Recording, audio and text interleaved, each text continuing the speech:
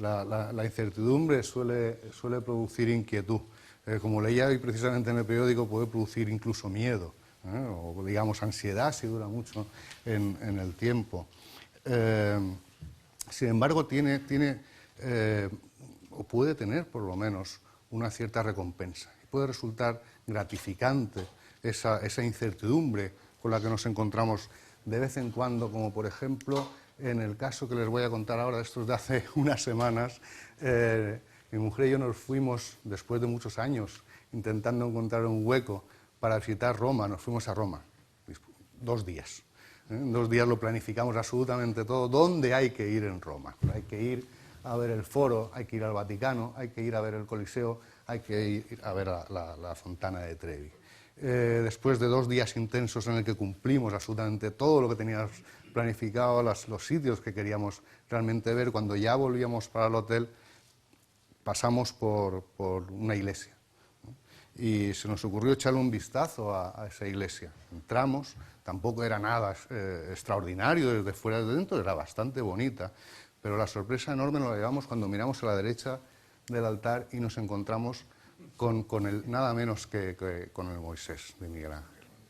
Eso me produjo muchísima más satisfacción que el ver el Vaticano, la grandiosidad o la belleza de todo lo que vimos en Roma, porque no nos lo esperábamos. No les voy a hablar, evidentemente, de viajes o de visitas a Roma ni a ningún otro sitio. Sí les voy a hablar de un viaje muy largo, de muchos años, por los caminos de la investigación, con gran incertidumbre, y tampoco les voy a hablar de arte. Aunque se podría considerar que el ADN, es decir, ese libro de instrucciones que tiene todo ser vivo, es en cierta medida una obra de arte muy especial, una obra de arte dinámica, que está siendo pulida continuamente por la evolución.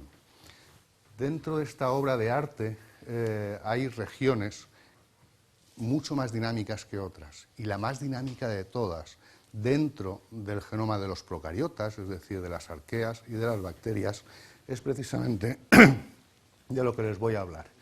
Esto es un ejemplo de una de estas regiones en las que más o menos pueden ver que hay fragmentos o secuencias muy cortas de unas 20 letras. Tengan en cuenta que, como decía antes, el ADN se puede considerar como un libro de texto con 4 letras, un alfabeto muy simple, A, C, G y T. Esas letras se ordenan de una forma, en principio al azar, y luego ocurre una selección, dando lugar a lo que se denomina una secuencia, una sucesión ordenada de estos 4 elementos. Como pueden ver aquí, esta secuencia se repite varias veces, y además lo hace de una forma muy peculiar, a distancias regulares. Cada una de estas repeticiones se llama CRISPR, agrupaciones cortas, repeticiones cortas, agrupadas, regularmente espaciadas y también palindrómicas, lo cual quiere decir simplemente que no todas, pero muchas de ellas son parcialmente simétricas. Lo que hay entre estas repeticiones se llama espaciadores, y para representar estas regiones suelo utilizar esquemas de este tipo. Las CRISPR, cada una de estas repeticiones, las represento como rombos, mientras que los espaciadores se representan como rectángulos de distintos colores, porque los espaciadores no se repiten, son secuencias únicas, ¿de acuerdo? Los distintos microorganismos, incluso los pertenecientes a la misma especie, pueden diferir muchísimo en el número de repeticiones, el número de espaciadores y en la identidad de esos espaciadores. Son, como he dicho antes, las regiones más dinámicas del genoma de los procariotas. Bien, normalmente en las proximidades de las agrupaciones CRISPR nos encontramos con unos cuantos genes. Genes son unidades genéticas de información a partir de las cuales se genera ARN y proteínas. Los ARN son copias de estos ADNs y a partir de ellos se utiliza esta información en el ARN por la maquinaria de síntesis de proteína para producir esas proteínas. En número variable podemos encontrar entre 4 y hasta 33 genes distintos asociados a CRISPR en su función, y por eso se les llama CRISPR Associated o Cas, genes y proteínas asociadas a CRISPR. En conjunto, las regiones CRISPR y estos elementos Cas son lo que constituyen los sistemas antes se llamaban CRISPR-Cas, todavía hay quien los llama CRISPR-Cas, pero por razones que tampoco llego a adivinar, de estas que le dan vueltas a uno a la cabeza, intentando simplificar las cosas, prefiero llamarlos sistemas CRISPR. ¿De acuerdo? ¿Qué hacen estos sistemas CRISPR en sus hospedadores naturales, ¿no? ¿Cuál es la función biológica de estos sistemas CRISPR? He preparado un esquema muy sencillo donde se puede ver lo que hacen algunos de estos sistemas CRISPR, aunque les adelanto que hacen muchas más cosas, ¿no? Pero básicamente esto sería la función más general. He intentado representar una célula de una bacteria en la cual hay una agrupación de repeticiones, 4 genes que dan lugar a 4 proteínas Cas, obviamos todo lo demás de la célula porque no nos interesa. Dentro de las bacterias puede haber material genético propio y material genético que toman del exterior o que entra vehiculado por virus. Pueden ser plásmidos, por ejemplo, que se transfieren unas bacterias a otras, pueden ser fragmentos de ADN que hay en el medio y la bacteria toma, o como he dicho antes, puede haber virus que intentan infectar a la bacteria y normalmente lo que hacen es introducirle ese material genético. Cuando ocurre algo de esto, entra material genético, digamos, foráneo dentro de la bacteria, si ésta tiene un sistema inmunológico CRISPR, que es la función principal que desarrollan o que desempeñan estos sistemas, va a coger un trocito de ese material genético, no todo él, ¿de acuerdo? Un trocito muy pequeño, de 20 y tantas, 30 letras, 30 nucleótidos, y los va a introducir en un extremo de la agrupación CRISPR, formando un nuevo espaciador. A partir de ese momento, la bacteria queda inmunizada de forma específica contra cualquier elemento genético que entre en la célula y que tenga dentro de su secuencia un trozo que coincida con ese espaciador o con cualquiera de los otros espaciadores que adquirió la célula generaciones atrás. Bien, para conseguir esa inmunidad, la región CRISPR es transcrita, es decir, la célula la lee y produce una copia en forma de ARN que procesa generando fragmentos de ese ARN, como si partiéramos de una información completa, partiéramos de un libro, por ejemplo, y a partir de él se generan folletos. Y cada uno de esos folletos, cada uno de esas moléculas de ARN pequeñitas contiene la información de un solo espaciador. ¿De acuerdo? Esto lo va a utilizar la célula para reconocer de nuevo cualquier agente infeccioso, cualquier material genético que venga de fuera y que tenga una secuencia que coincida con ese espaciador, que coincida con la memoria que adquirió la célula en forma de espaciador, insisto, en algunos casos miles de generaciones atrás, en un ancestro de ese microorganismo.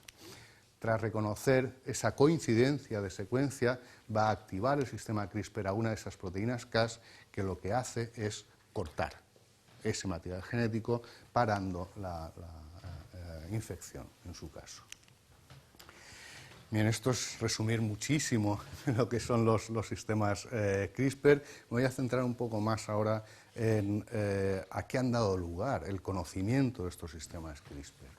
Los sistemas CRISPR son una fuente increíble por diversidad y por precisión de herramientas de laboratorio.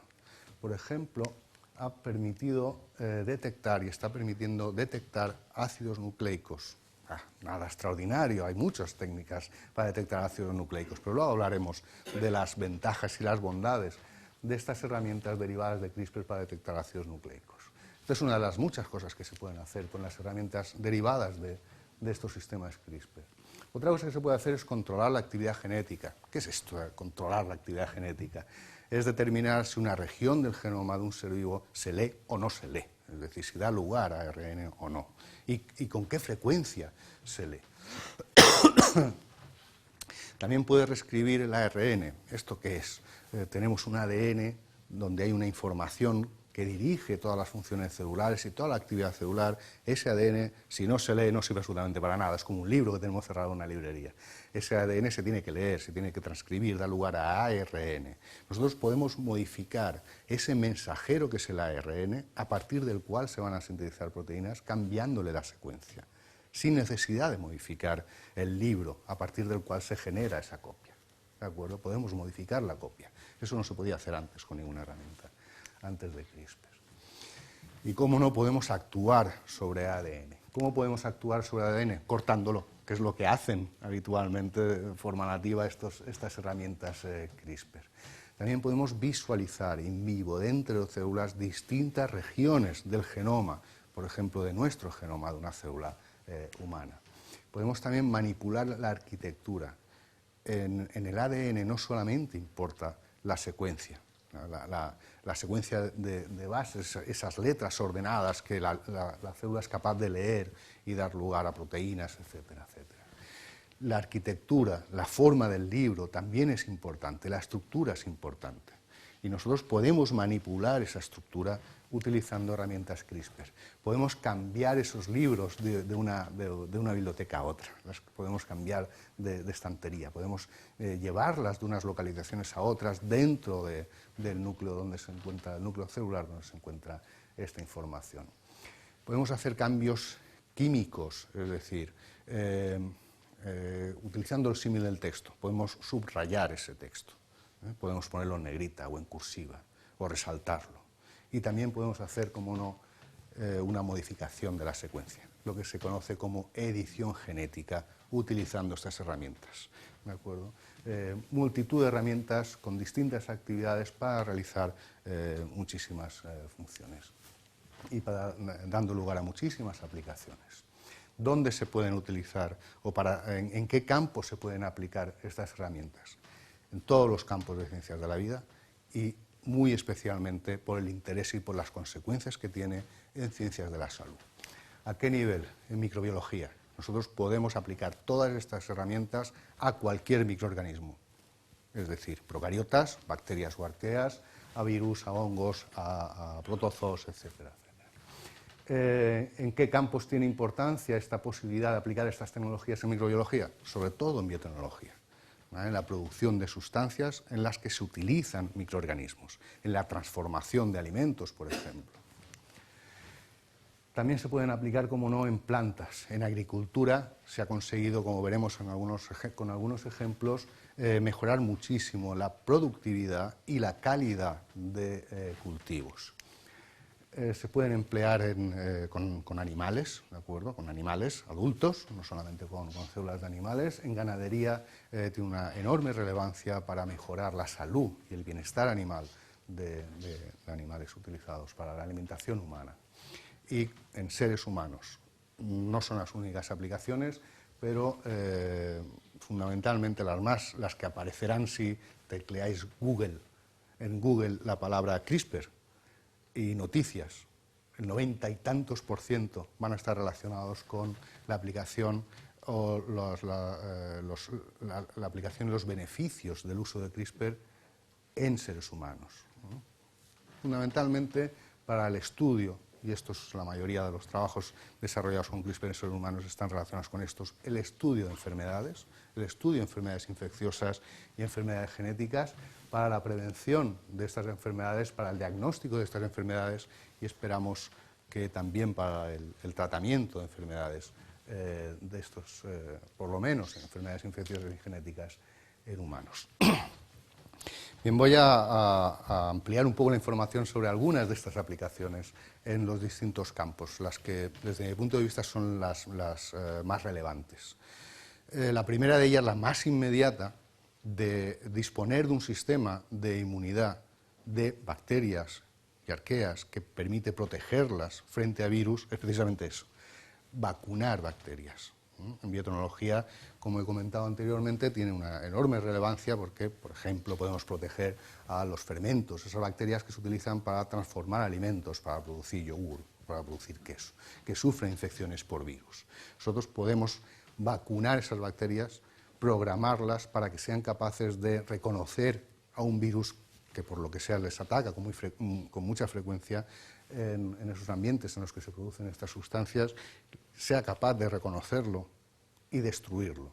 Para ello solo tenemos que introducirle uno o varios de estos espaciadores, secuencias que coincidan con parte del genoma de esos virus. Y si hay 10 virus que le están haciendo la vida imposible a las bacterias, pues le metemos 10 espaciadores cuya secuencia corresponda con secuencias de esos 10 virus. ¿de acuerdo? De manera que cuando el virus intente infectar esa bacteria para matarla, nosotros vamos a poder mantener la viabilidad del cultivo en una cantidad suficiente como para garantizar el éxito del proceso biotecnológico. ¿Qué más se ha hecho utilizando esta capacidad de los sistemas CRISPR de meter fragmentos de ADN dentro de esas agrupaciones CRISPR? Algo que uno se puede imaginar y dice, bueno, podría ser, teniendo en cuenta que este sistema es capaz de meter trocitos de ADN dentro de estas agrupaciones CRISPR, podría ser que uno pudiera almacenar información. Pero bueno, eso es bastante complicado de llevar a cabo. Pues ahora te viene un señor y te dice, no es complicado, solamente hay que probarlo. Y vamos a ver qué va a salir en el caso de que nosotros le metamos no uno, sino cientos de fragmentos de ADN, cada uno de ellos con una longitud de unos 30 pares de base, 20, 30, lo cual equivale a combinaciones dentro de esos fragmentos de ADN 20, 30 detrás de esas 4 que conforman el ADN, hace GOT y lo que consigues es, por ejemplo, guardar información y almacenar información de una película, ¿vale? Como es el caso. Es muy sencillo, solamente tienes que coger, por ejemplo, asignarle a este píxel de aquí una combinación de 4 letras, de 4 nucleótidos, ACCT, por ejemplo, y a este otro de aquí, CCCG.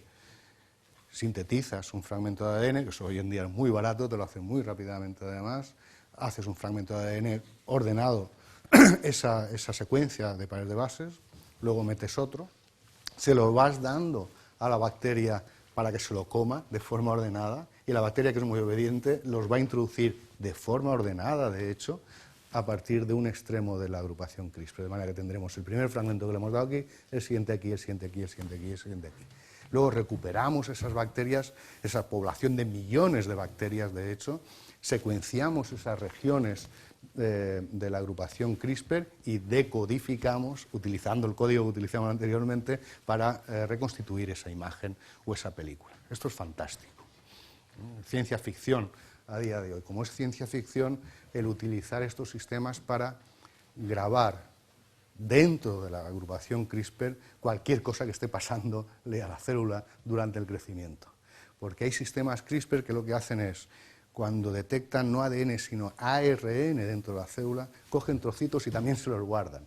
De manera que si nosotros sometemos a una población de bacterias a la presencia de una sustancia, yo qué sé, una sustancia tóxica, por ejemplo, esa bacteria va a reaccionar a la presencia de esa sustancia tóxica, va a producir ARNs y va a guardar información de esos ARNs que está produciendo, metiendo trocitos de su secuencia en la agrupación CRISPR. De manera que queda un registro, queda una grabación de lo que le está pasando a la célula durante todo ese tiempo. Bien, esto se ha utilizado, de hecho, algo muy parecido, ya no registrando a partir de ARN, sino de ADN, para determinar o detectar la presencia de determinadas moléculas dentro de un organismo, que puede ser un animal, puede ser una persona, en el que se introduce una de estas bacterias con una agrupación CRISPR que está regulada de manera que si se encuentra con alguna molécula, una molécula determinada, por ejemplo, una que se produzca durante un proceso patológico determinado, la bacteria va a reaccionar a ello introduciendo nuevos espaciadores CRISPR. Cuando recuperemos esa bacteria nos va a decir por el número de secuencias CRISPR de espaciadores que ha introducido en las agrupaciones CRISPR cuánto tiempo ha estado expuesto a ese compuesto. Inicialmente si ha estado expuesto y en segundo lugar cuánto tiempo y en cuánta dosis. Esto en principio es muy útil, muy informativo a nivel de laboratorio. Estamos hablando de bacterias, las bacterias nos interesan a los microbiólogos y poco más. Ahora la microbiología se está poniendo muy de moda, se habla mucho de ella, normalmente por cuestiones tan horribles como lo del virus el coronavirus de China, que ya veremos qué pasa ahí. Estos sistemas CRISPR y esta capacidad de almacenar memoria se puede transferir a células de eucariotas. Si tú la transfieres a células de peces, células embrionarias de peces, de manera que a medida que se va generando el organismo adulto, se vayan introduciendo nuevos espaciadores dentro de las agrupaciones CRISPR de estas células, uno puede seguir en el animal adulto cuáles son las relaciones entre las distintas células de los distintos órganos de ese animal. Puedes hacer estudios de desarrollo, conocer cuál es la relación entre los distintos órganos de un animal adulto, y eso se ha hecho en varias ocasiones. Células de animales, células de peces, células humanas. Resumiendo muchísimo, hace bastante poco nos enteramos de que alguien había sido capaz de crear un procesador de doble núcleo en una célula humana, utilizando, cómo no, CRISPR. Bien, esto yo creo que ya justificaría toda la barbaridad, todo el revuelo que se está generando alrededor de CRISPR y la tecnología CRISPR, pero estamos empezando a ver lo que está dando de sí esta tecnología asombrosa. Todos estamos muy preocupados con lo de las resistencias a antibióticos, ¿no? Y estamos también muy preocupados no solamente por las resistencias, sino por la capacidad indiscriminada de matar bacterias que tienen los antibióticos, porque cada vez tenemos más claro lo que se sospechaba hace muchos años y ahora se está demostrando, es que nuestra microbiota, nuestros microorganismos, se deberían considerar como un órgano más de nuestro cuerpo, un órgano fundamental que afecta enormemente a nuestra salud. ¿De acuerdo? Cuando tomamos antibióticos estamos matando indiscriminadamente los malos y los buenos. Con CRISPR puedes desarrollar, y se están desarrollando, antibacterianos específicos que exclusivamente maten a una bacteria patógena y no a su prima cercana que no tiene esa información genética que la hace patógena.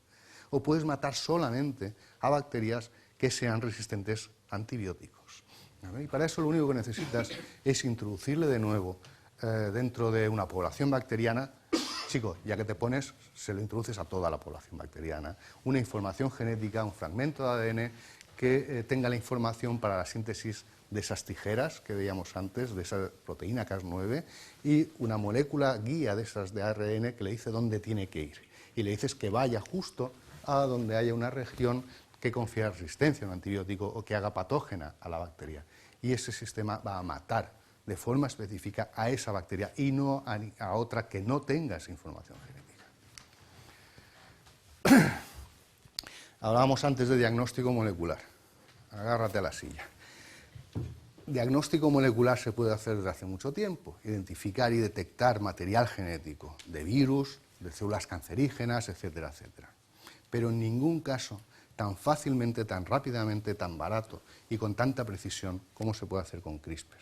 Hace unos años nos llevamos una sorpresa genial cuando vimos estos papelitos, como los papelitos que se utilizan como indicadores de pH. Algunos dicen que se parecen más a los test de embarazo, hay algunos que sí, pero estos en particular son tiritas de papel simplemente en las que contienen algunos reactivos CRISPR. Después de amplificar el material genético, una PCR, ¿sabes? La copiadora esta de ADN de una muestra biológica, tras un minuto y algo, después de haber introducido este papelito en esa muestra de ADN amplificado, te dice si ahí hay ADN del virus del Zika o del virus del dengue o de una célula tumoral, ¿de acuerdo? En unos segundos realmente, ¿no? Después de haber amplificado el ADN. Un par de dólares es lo que cuesta, ¿vale? Y es capaz de detectar una sola molécula de alguno de esos virus en una mezcla de moléculas de hasta 1 trillón, 1 millón de millones de millones, ¿de acuerdo? Y también con una sensibilidad tremenda. Esto es, digamos, la primera generación. Luego se ha desarrollado una segunda generación basada en grafeno, placas de grafeno, en las que se aplica los componentes de los sistemas CRISPR sin necesidad, y esto es muy importante, sin necesidad de amplificar el ADN. Es decir, te vas a África, te vas a un poblado cualquiera, con uno de estos aparatitos, que lo puedes llevar en el bolsillo, con una cajetilla de tabaco, le aplicas directamente la muestra biológica después de lisar las células, que eso es muy fácil, y unos 15 minutos después te dice si ahí hay si esa muestra está contaminada por uno de estos virus o por otros, ¿de acuerdo? En unos pocos minutos. Es un poco más caro, pero muchísimo más rápido y no necesitas amplificar ADN. Bien, ya llegamos a la edición genética. Edición genética que no ha sido un invento de CRISPR, ni muchísimo menos. Antes de CRISPR, y digo antes porque ahora prácticamente nadie utiliza las herramientas que habían antes disponibles para hacer edición genética, habían dos sistemas de edición. Uno que se llamaba las Zinfinger y la otra que se llama las Talens. A partir del año 2005 se empezó a utilizar las Zinfinger. Como ven, no tuvo demasiado éxito, muy pocas publicaciones desde que se empezó a utilizar por primera vez hasta la actualidad. En el 2011 empezaron a utilizar otras herramientas para edición genética, que son las Talens. Cuando empezaban a levantar cabeza, apareció alguien que dijo, igual las CRISPR se pueden utilizar para hacer edición genética. Y solamente, eso fue en el 2012, y solamente unos meses después empezaron a aparecer publicaciones donde llevaban a cabo edición genética en células de animales y en células humanas. Y el resultado, como pueden ver, es un crecimiento exponencial en el número de publicaciones y en el número de laboratorios y de grupos de investigación que están haciendo edición genética, que nunca en la vida se les habría ocurrido hacer edición genética porque no tenían ni idea probablemente de biología molecular y se han atrevido a hacerlo y lo están haciendo muy bien, con unos resultados fantásticos. La edición genética se puede aplicar a cualquier ser vivo utilizando CRISPR con gran éxito. En plantas, ¿qué se puede hacer con edición genética en plantas? Pues por poner un ejemplo reciente, hace pocos meses, descubrir compuestos naturales, identificar compuestos naturales en plantas que pueden tener aplicaciones como esta, un insecticida natural en tomates silvestres utilizando CRISPR. Duplicar la velocidad de crecimiento de plantas de arroz, por ejemplo, aumentar la productividad de cultivos, modificar la composición de cultivos, de plantas que se utilizan en alimentación, disminuyendo o eliminando totalmente el contenido en gluten, aumentando el contenido en ácido oleico, disminuyendo la de linoleico, disminuyendo la concentración de nicotina en plantas de tabaco, generar plantas que son resistentes a enfermedades, inmunes a enfermedades producidas por virus, producidas por hongos, producidos por cualquier tipo de agente patógeno. Esto es un ejemplo, el plátano de Canarias amenazado por un virus, ya lo han resuelto el problema con CRISPR, plátanos de Canarias resistentes a este virus. Son muchísimos los cultivos que se han hecho resistentes no solamente a estrés biótico, sino a estrés abiótico. Hay muchos ejemplos en la literatura, algunos de ellos no hace mucho, aguacates que son resistentes a lo que nos está viniendo encima, al cambio climático,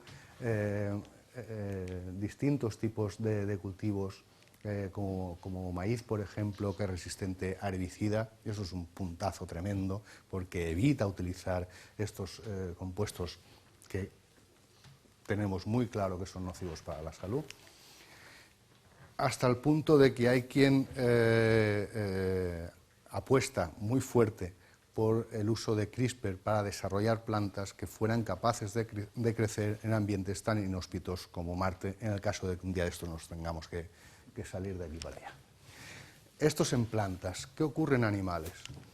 En animales podemos aplicar CRISPR a células en cultivo, lo más fácil del mundo. Podemos aplicar a células, por ejemplo, embrionarias, ¿no? Células de la línea germinal que dan lugar a embriones en cualquier estadio, en los gametos, en el cigoto, en el útero. Podemos aplicarlo a animales adultos, inyectando esas herramientas CRISPR al animal adulto. ¿Cuántas modificaciones podemos hacer? Antes de CRISPR, cuando alguien conseguía hacer una edición genética de un solo lugar correcta, con alguna de las técnicas anteriores, montaba una juerga tremenda. Invitaba a todo el laboratorio y a todo lo que pasara por allí, después de años de trabajo. ¿De acuerdo? 1. Y si conseguías hacer 2, después de muchísimo trabajo, lo más normal es que la célula muriera por los efectos colaterales y por los errores que cometía la técnica. ¿Cuántos se pueden hacer con CRISPR? 13.000. Se han llegado a hacer 13.000 cambios, 13.000 ediciones genéticas precisas dentro de una célula y la célula está funcional. ¿De acuerdo? Bien, ¿aplicaciones dónde? En ganadería. Ejemplos, los que quieran. ganado vacuno resistente a tuberculosis. Hace unos días, el día de Nochebuena precisamente, nos enteramos que habían desarrollado una vacuna contra la gripe aviar.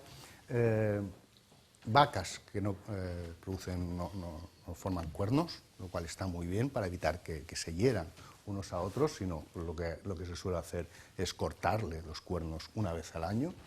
O cerdos, digamos, low fat, ¿no? Cerdos light, que producen poca grasa y, bueno, los pobrecitos, en Alicante igual no, pero en Madrid ya sí, habían como 10 grados de diferencia cuando hemos salido de casa a cuando hemos llegado aquí, pero los cerditos sin grasa lo pasan mal en los climas fríos, pues también se ha hecho resistente a frío. Cerdos con poca grasa y además resistentes a fríos.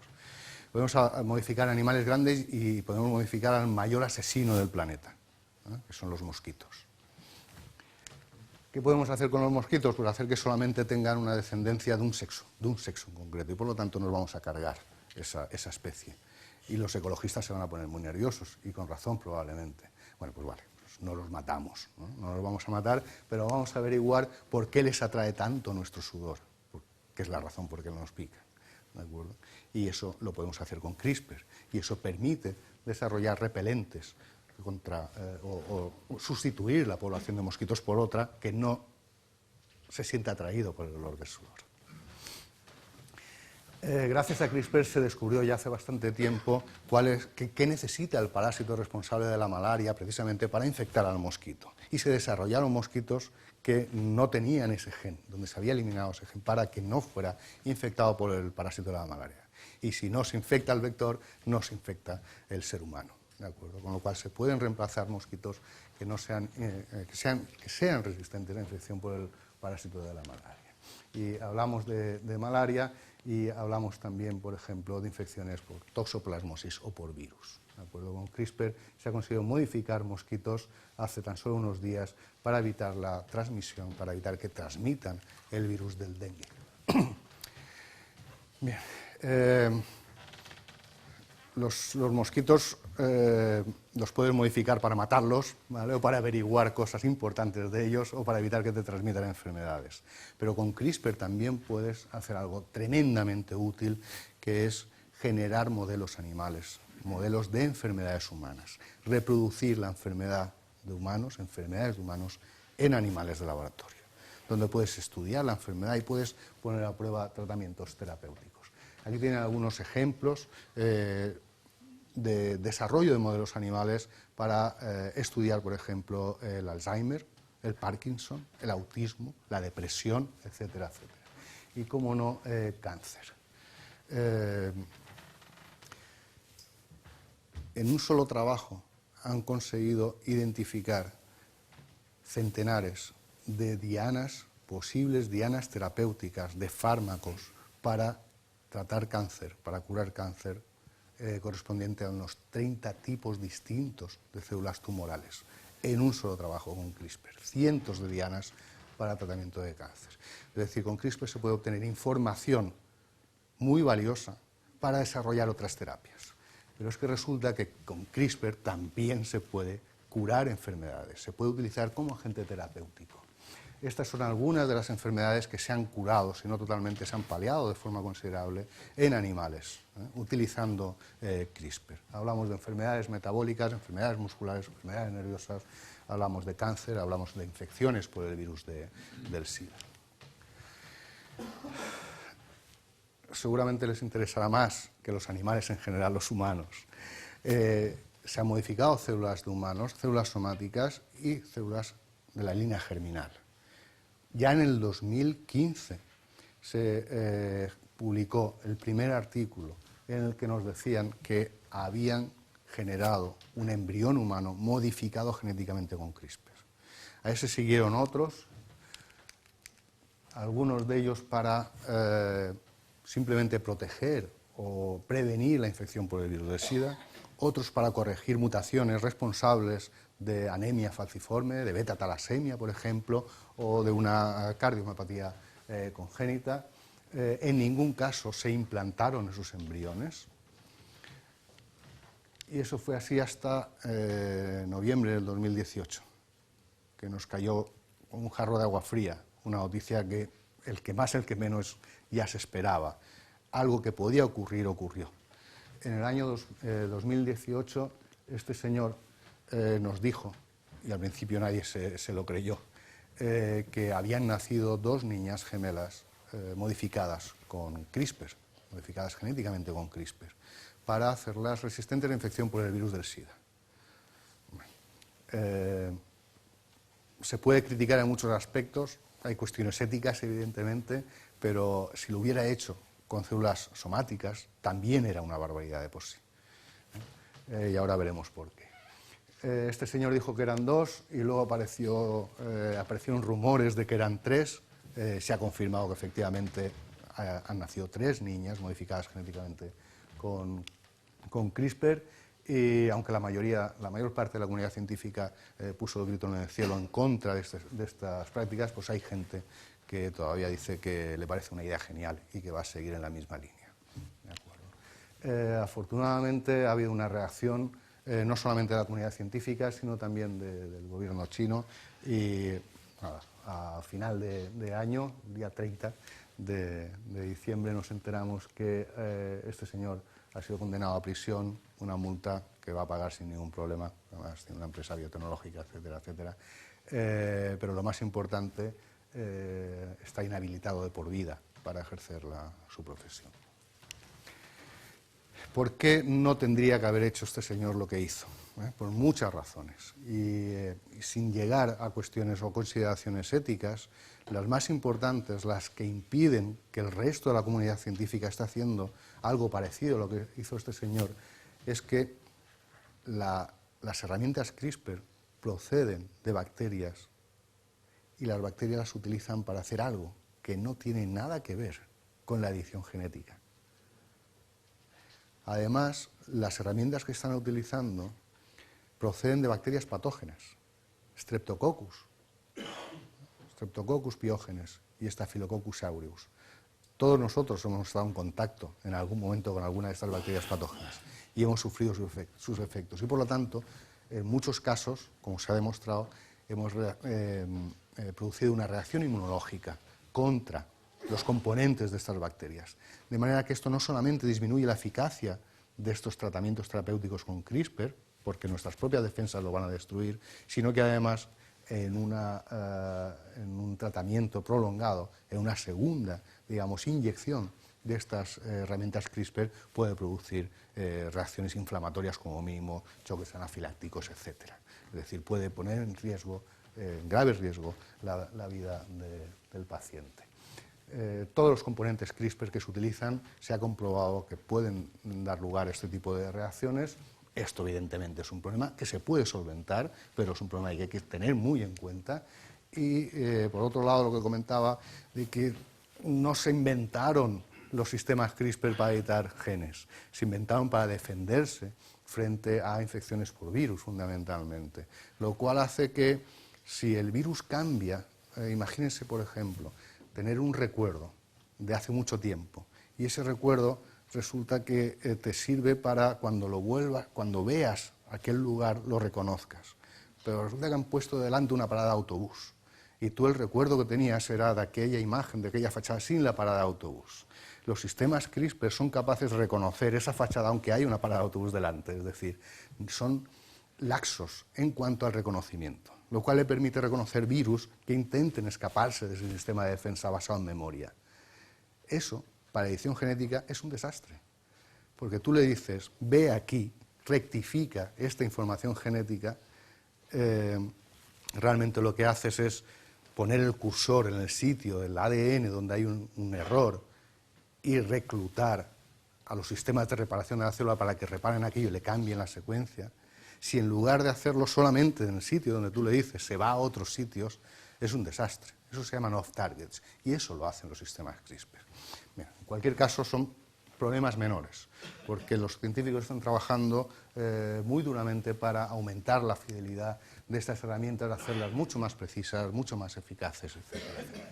Para que se hagan una idea, el avance más reciente en este sentido, hace tan solo unos meses se desarrolló lo que se denomina el prime editing, una edición de calidad que promete resolver todas estas cuestiones de menor fidelidad, de off-targets, etcétera, etcétera, y se abre la esperanza a la cura de millones de personas. Estamos hablando de la posibilidad de curar miles de enfermedades, 6.000 y tantas enfermedades genéticas, 75.000 variantes de estas enfermedades en pacientes, utilizando CRISPR. Esta es la razón también de esta no seguridad todavía, no perfección de la herramienta de predicción genética, de que los ensayos clínicos que se están llevando a cabo en humanos, empezaron ya en el 2015, utilicen en su mayoría lo que se llaman terapias ex vivo. Es decir, no le vamos a inyectar a un señor estas herramientas cuando puede ir donde no debería ir y hacer cambios que no podemos controlar.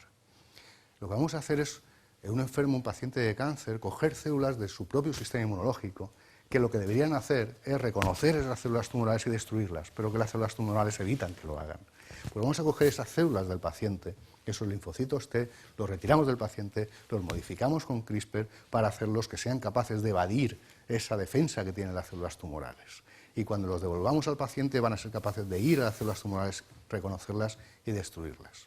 Inmunoterapia ex vivo, eso es lo que se está haciendo para curar distintos tipos de cáncer, y es lo que se está haciendo desde hace unos meses para curar anemia falciforme o beta-talasemia, y el único ensayo no ex vivo sino in vivo, es decir, inyectando en un ser humano, es precisamente en el ojo para curar la amaurosis congénita de Leber. Bien, estos ensayos clínicos que empezaron ya en humanos en el año 2015 acaban de dar sus primeros resultados. Una noticia fantástica. Ya se comentaba que algunos pacientes tratados con células modificadas con CRISPR, enfermos de cáncer, no estaban teniendo efectos secundarios por el tratamiento. Las células, los linfocitos T modificados genéticamente iban donde tenían que ir, pero todavía no había garantías de que hubiera un efecto terapéutico. Con la anemia falciforme parece ser que la cosa sí ha llegado a ese punto de no solamente de seguridad, sino de una cura, por lo menos transitoria de momento, de los síntomas de esa enfermedad. La anemia falciforme, en la que ya llevan 2 pacientes, creo recordar, 6 meses uno y 7 meses uno, sin necesidad de esas transfusiones mensuales a las que tenían que estar sometidos y sin ningún síntoma de la enfermedad después del tratamiento con CRISPR. Cuando se consigue algo así no lo hace una persona. Son muchos los científicos que han participado y que se reconocen como pioneros de la edición genética. Aquí no solamente se incluyen aquellos que están mejorando las herramientas y que están utilizando la edición genética para intentar curar enfermedades, sino también se han acordado de aquellos investigadores que participamos en la caracterización del mecanismo de acción de ese sistema inmunológico de los procariotas. Y se han acordado incluso de los que descubrieron ese sistema inmunológico hace unos cuantos años. Y esa es la razón, por ejemplo, de que se hable de España y concretamente de Alicante, incluyéndolo dentro de la lista de los 80 lugares del mundo donde se han llevado a cabo los avances más importantes en ciencia derivados de la microbiología. Y esa es la razón por la que las Salinas de Santa Pola aparecen incluso en los medios de comunicación más prestigiosos, incluso aquellos que están relacionados con economía. Yo tengo un aviso de noticias sobre CRISPR, evidentemente todos los días, llegan como 20 o 30, la inmensa mayoría es cómo va el Nasdaq, cómo van las empresas que cotizan en bolsa relacionadas con CRISPR. Tengo por ahí, igual luego, si me da tiempo, le echamos un vistazo. Se habla de las Salinas de Santa Pola en el Wall Street Journal, agárrate. Se habla también de las Salinas de Santa Pola en un documental fantástico que no lo puedo decir todavía. Sí, va a aparecer en televisión española en breve. Todavía va a ser de los primeros. Ahora mismo está solamente yendo de de un festival de documentales a otro, con un éxito tremendo, ahí donde se habla del futuro de la humanidad y la contribución del desarrollo de CRISPR a ese futuro de la humanidad. El primer capítulo se dedica a las salinas de Santa Pola. Bien, ¿por qué se habla tanto de las salinas de Santa Pola en CRISPR? Les voy a contar ese camino, esa aventura incierta de unos cuantos años que empezaron aproximadamente en el año 1992. Cuando estaba realizando mi tesis en el grupo de Francisco Rodríguez Valero y Guadalupe Juez Pérez en la Universidad de Alicante, estos señores me encargaron inicialmente que me dedicara a hacer algo que para mí era sorprendente, teniendo en cuenta que estaba en un grupo que pertenecía a un departamento de la Facultad de Medicina, que estudiaron unas bacterias que son tan saladas en todos los sentidos, que no producen ningún tipo de efecto negativo sobre la salud, no tienen nada que ver con salud. Ellos estudiaban este microorganismo, habitante de las salinas solares de Santa Pola, que habían aislado unos años atrás. Y yo, que no entendía santo de qué, les interesaba saber por qué eran capaces de adaptarse a cambios en la sanidad. Cuando cae una lluvia como estas que hemos sufrido 3 veces en 6 meses, estos microorganismos sufren mucho, pero se adaptan muy rápidamente a esa dilución tremenda en la cantidad de sal que necesitan para poder crecer en ese ambiente.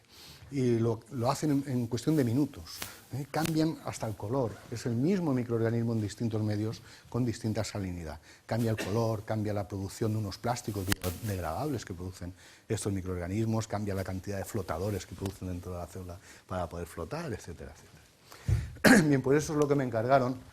Y como parte de mi tesis doctoral encontramos en un momento determinado una región del genoma de este microorganismo, se llama Allopherax, que podría estar relacionada con esta adaptación a la sal. Y nos pusimos a secuenciar.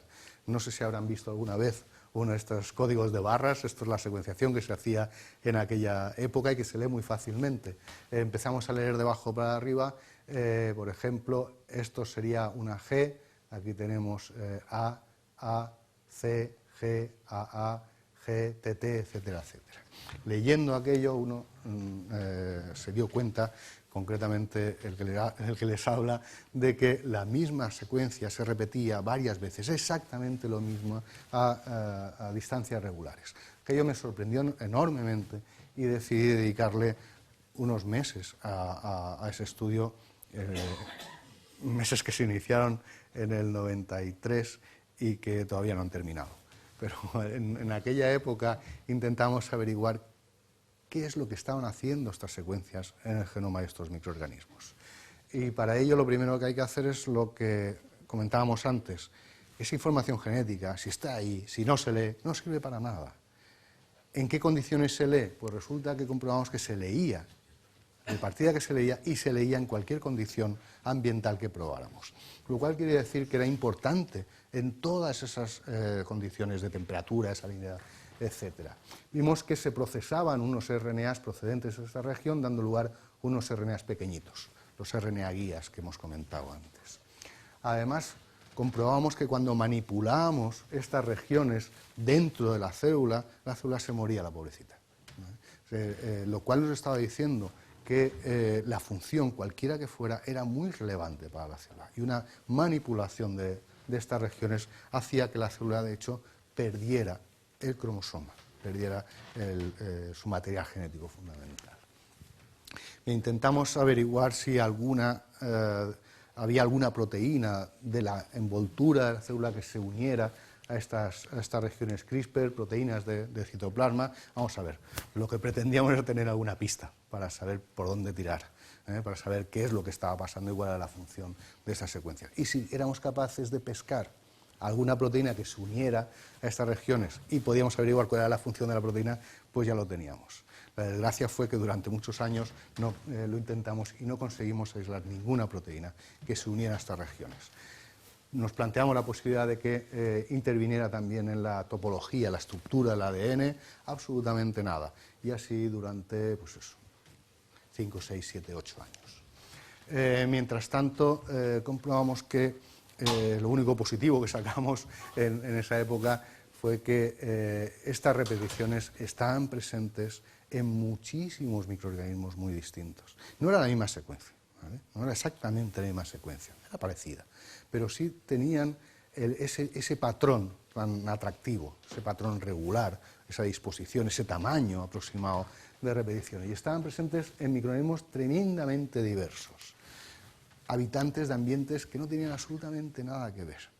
Es decir, esas secuencias se las inventaron los ancestros de los procariotas, de las bacterias, de las arqueas y, por lo tanto, de todos los seres vivos hace unos 3.500 millones de años aproximadamente, en el origen de la vida.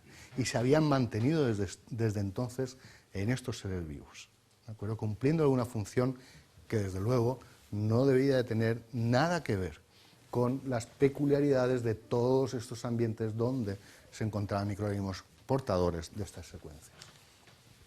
Esto fue en el año 2000, cuando describimos esta familia de repeticiones. En el 2001 me llegó un correo, en principio sorprendente, de estos que dices, no sé qué hacer, lo ignoro o vamos a jugar a este juego que me propone este señor.